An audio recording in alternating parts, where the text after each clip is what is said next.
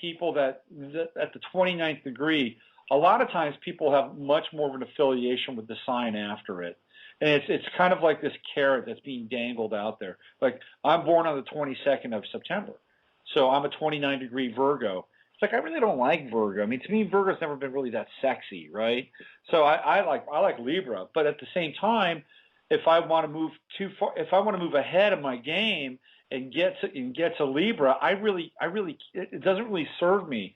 And I find that the more that I, unfortunately, are in the realm of Virgo, which is paying attention to details, my health, all that stuff, right? My life goes better. It's just the way it is. So the challenge for you at the 29th degree of Cancer is to remain true to your Cancerian roots. So that's, nurturing, loving, taking care of things, taking care of people, growing things, building. Cancers are really good builders. They're good at, home remodeling, home decorating, stuff like that. Really good with Cancers they're great. They can be great cooks, great herbalists. So these are all very Cancerian things that you would want to hold on to and really focus on.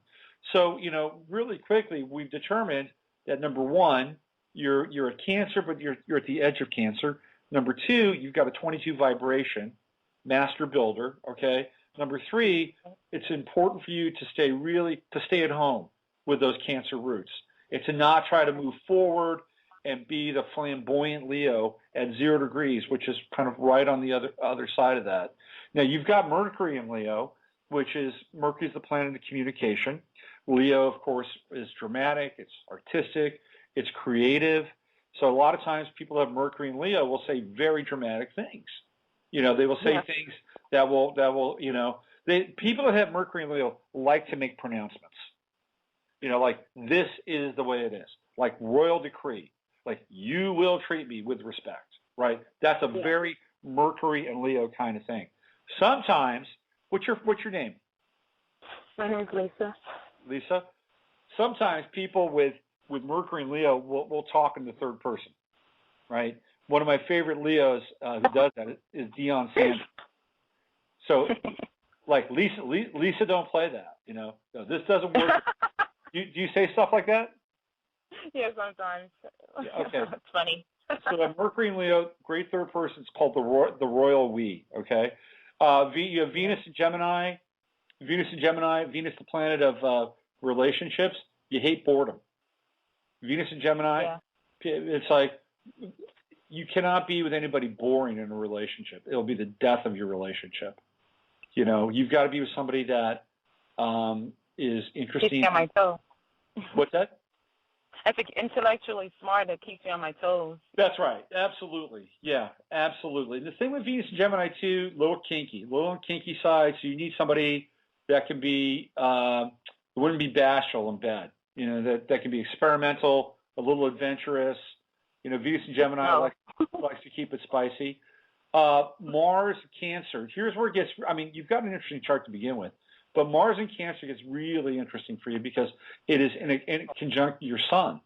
So now you have Mars at 27 degrees in Cancer conjuncting your Sun at 29 degrees Cancer. Anytime you get a Mars-Sun conjunction, it's a lot of power, it's a lot of energy, it's a lot of vital force, but it's in Cancer, right? So, it's best deployed when you're – the other thing about Cancer, too, Cancers like to stand up for people, Cancer, if there is somebody that they love, they will take a bullet for somebody that they love. They are fiercely, fiercely protective. So part of that Mars-Sun energy coming together, it would be really contextual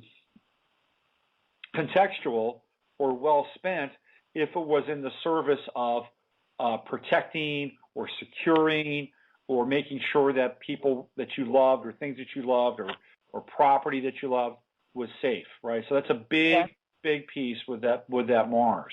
And Mars-Sun conjunction, no matter what sign it's in, is a very, very vital conjunction. It's a very vital combination. So your life force is pretty high, right? You've got Jupiter in Aquarius, and you have Saturn in Scorpio. So you're about to go through your Saturn return starting next year. I know you don't know much about astrology, but Saturn return for you, well, so everybody, it's about every 28 years in your life. That's when Saturn swings back around. And whatever you haven't like cleared up in the first 28 years in your life, you get a concentrated, condensed series of life lessons during that Saturn return. Lasts for 2.5 years. It'll be in Scorpio. So your issues will be power, right? You belong to the Pluto and Scorpio generation. Pluto and Scorpio, your generation is really into intensity, really into the edge, you know. And it's like, do you follow hip hop at all? Say it again. Do you follow hip hop at all? Yes, I do. Do you know who Tyler, the Creator, is? No. Is that old school? He's this guy out of LA. He won the VMA for best video. For me, that he really represents the Pluto and Scorpio generation. So your generation is going to be going through its Saturn return very quickly. I mean, so because you're going to have Pluto, Saturn in Scorpio, and you're at the very early degrees of Pluto and Scorpio. So I think it's going to be fascinating to see the first wave of the Pluto and Scorpio kids go through their Saturn return and dealing with issues like sexuality, dealing with drugs, dealing with, the occult. You know, it's going to, a lot of your generation, including you, are going to be kind of turning on a dime a little bit in terms of what's important to you. And you've got that to look forward to. Lastly, before we get down to your friend to see if you're compatible, you have Chiron at 12 degrees in Gemini, and it's conjunct, but it's a wide conjunction with your Venus. 4 degrees, it's still conjunct. Chiron's called the wounded healer, and one of your life lessons is going to be relationships. Okay, you're going to be going through the part. Chiron and Gemini is interesting because the issue with Chiron and Gemini. Chiron's the wounded healer, right? It's like one part of our chart where we kind of deal with shame. It's where, we learned this stuff when we were kids. So you want to look back to when you were 12 years old, because that's when Chiron, the 12th degree, is where Chiron really made an impact in your life. Like, you don't have to answer it now, but it's a question you can ask yourself later. What happened when you were 12? How did you socially kind of shut down? Chiron and Gemini would be anything from being too smart and not showing the rest of the world and having to kind of, cordon that off, to having, strange and unusual relationships with your siblings. That would be another manifestation of Chiron and Gemini. So part of your life path here is getting through the Achilles heel of relationships. And for you, it will be variety and obviously not necessarily feeling stimulated all the time. You may have to sacrifice a little stimuli at times, maybe, in order to feel grounded in relationship. You don't have a lot of earth in your chart. That's the one thing I'm seeing here. The only real earth that is Neptune in Capricorn. I'm not sure about your moon. You're born with a late Virgo moon or early Libra moon. I'd have to do a natal chart for you. But, you've got, and that's an important aspect, by the way, but you don't have a lot of earth.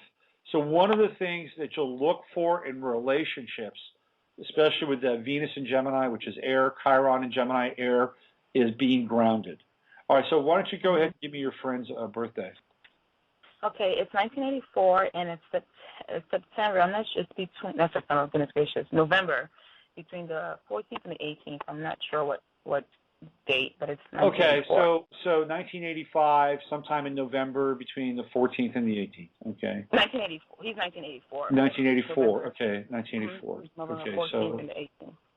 all right, so he's a rat, and you are an ox. That's a good combination, to be honest with you, Chinese-wise.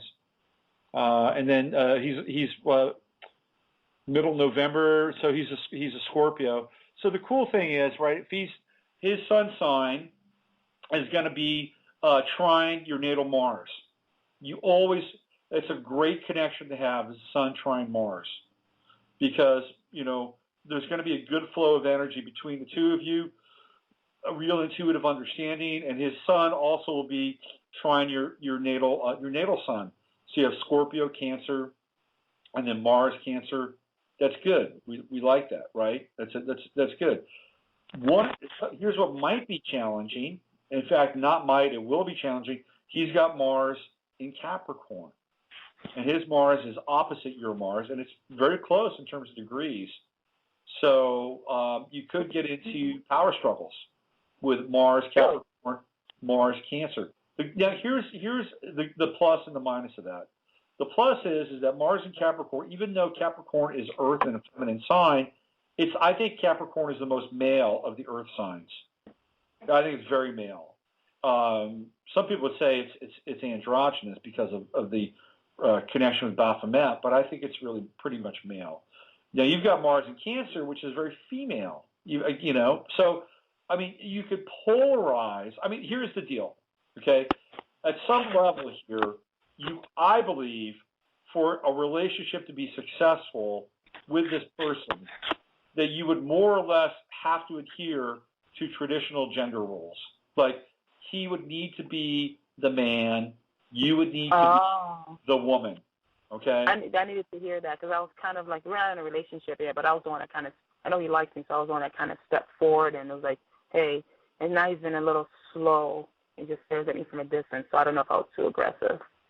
So, well, you've got you've got a lot of interesting elements in your chart. Venus in Gemini, Jupiter in Aquarius. Those are air signs. I think they're trining, by the way, in your chart. And Mars Sun. The Mars Sun conjunction is aggressive. I mean, that's an aggressive energy, even if it's in Cancer.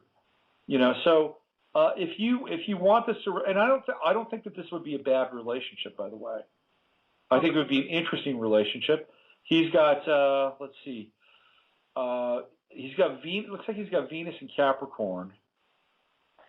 So Mercury in Sagittarius, that in and of itself could be interesting for you. He could wax philosophically, maybe a little too much for you at times, but I think this relationship has promise. Okay, it's got promise. But I think for are you usually slower to move, Scorpios, or did they not like the? I'm sometimes shy, but it's like I'm shy and aggressive at the same time. I can't explain it. But Scorpios, are they usually slower to move, or because he seems like he's taking forever and just stares at me from a distance, and I'm like, oh my goodness, I don't get that sign at all. And it's still it's intriguing. Scorpio. So what's interesting is that Cancer will you say you're aggressive and shy.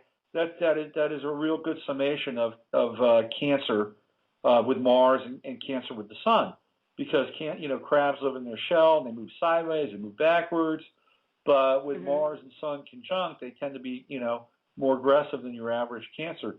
Scorpio it's a sign that enjoys mystery. The more mysterious you are in some ways, the more you'll bring him out, right? So you have to create, if you want him to come out and play, I would say be less aggressive. Okay. Because I just kind of step back now.